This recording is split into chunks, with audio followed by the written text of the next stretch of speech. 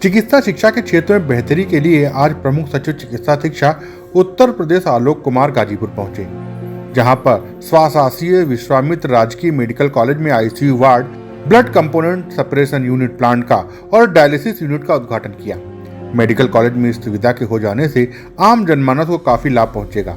साथ ही गाजीपुर में nursing college, paramedical college के लिए संभावना के तौर पर निरीक्षण करने के बाद प्रमुख सचिव चिकित्सा शिक्षा ने कही। इस दौरान मीडिया से बातचीत में प्रमुख सचिव चिकित्सा शिक्षा आलोक कुमार ने कहा कि मेडिकल कॉलेज में ICU ward, blood component separation unit plant का और डायलिसिस यूनिट का उद्घाटन किया गया है।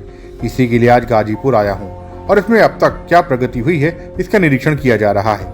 वहीं उन्होंने मेडिकल कॉलेज के बेहतरी के लिए बताया कि मेडिकल कॉलेज में 3 प्रमुख कार्य होते हैं, पहला टीचिंग, दूसरा रिसर्च और तीसरा पेशेंट केयर। इस दौरान उन्होंने बताया कि पहले जिला अस्पताल मेडिकल कॉलेज होने के बाद चिकित्सा के क्षेत्र में काफी विस्तार हुआ है। उन्होंने यह भी बताया कि मेडिकल कॉलेज में चिकित्सीय बेहतरी के लिए पीजी के स्टूडेंट को कैसे यहां लाएं, इस पर विचार विमर्श किया जा रहा है। मेरा नाम आलोक कुमार है, मैं प्रमुख सचिव चिकित्सा शिक्षा हूँ उत्तर प्रदेश शासन।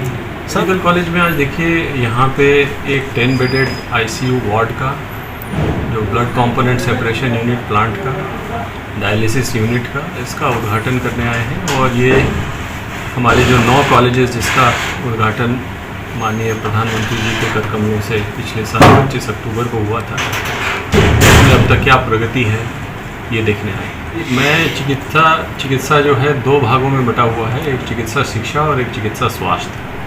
चिकित्सा शिक्षा एक अलग विभाग है, तो उसके बारे में मैं कोई टिप्पणी नहीं कर सकता। मैं चिकित्सा शिक्षा देखता हूँ, जो मेडिकल कॉलेज और जितने सुपर स्पेशलिटी संस्थान हैं वो देखता हूँ। सर, इसको बेहतर करने के लिए अभी आगे क्या क्या प्लान कुछ? देखिए, यहाँ पे हमारे 3 किसी भी मेडिकल एजुकेशन इंस्टीट्यूशन के 3 कार्य होते हैं, एक टीचिंग, दूसरा रिसर्च और तीसरा पेशेंट केयर। पेशेंट केयर के उसमें अगर आप देखेंगे कि जब ये ज़िला अस्पताल था उसके बाबत अभी कुछ आंकड़े प्रधानाचार्य जी ने प्रस्तुत किए हैं, वो दे देंगे आपको। चाहे ओपीडी के टर्म्स में देखें, चाहे इन पेशेंट के टर्म्स में देखें, चाहे सर्जरीज़ के टर्म्स में देखें, LSC-SC सेक्शंस के टर्म्स में देखें, किसी भी तरीके से आप देखें तो यहाँ पे काफ़ी चिकित्सा इंफ्रास्ट्रक्चर में और चिकित्सा सर्विसेज में, सेवाओं में काफ़ी विस्तार हुआ है, काफ़ी बेहतरी हुई है। और अभी इसमें हम लोग कोशिश ये करेंगे, जो हमारा प्रयास है कि इसमें पीजी के स्टूडेंट्स, क्योंकि जब सीनियर रेजिडेंट्स और जूनियर रेजिडेंट्स आते हैं, पीजी के सीट्स हमें मिल जाते हैं, तो उसमें फिर चिकित्सा सुविधाओं को और बेहतर बनाने में हमें सहायता मिलती है। तो अब हमारा एक तरफ तो प्रयास है कि पीजी स्टूडेंट्स को कैसे हम लोग यहाँ पे लाएं।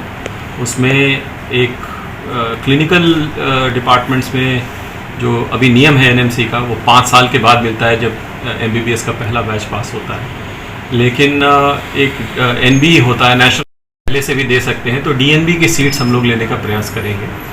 और उसके अलावे हम लोग ये भी संभावनाएं ढूंढ रहे हैं कि कहाँ इस पे यहाँ पे अच्छी एक नर्सिंग कॉलेज, बीएससी नर्सिंग के लिए और पैरामेडिकल की ट्रेनिंग के लिए भी क्या व्यवस्था हो सकती है।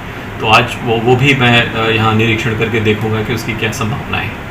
नहीं, अभी तो मैंने बस आया हूँ, इंटरेक्शन किया हूँ। उससे पहले मैंने यहाँ के डीएम और एसएसपी साहब से मुलाकात की थी, उनसे भी कुछ फीडबैक लिया, सीएमओ साहब से कुछ फीडबैक लिया। तो कुछ इश्यूज आई हैं और उस पर हम विचार विमर्श करके बताएंगे। गाजीपुर से दस्तक टाइम्स के लिए आरिफ वारसी की रिपोर्ट। ताज़ा तरीन खबरों के लिए सब्सक्राइब करना ना भूलें दस्तक टाइम्स। बेल आइकन दबाकर पाएं देश विदेश की लेटेस्ट खबरों की नोटिफिकेशन।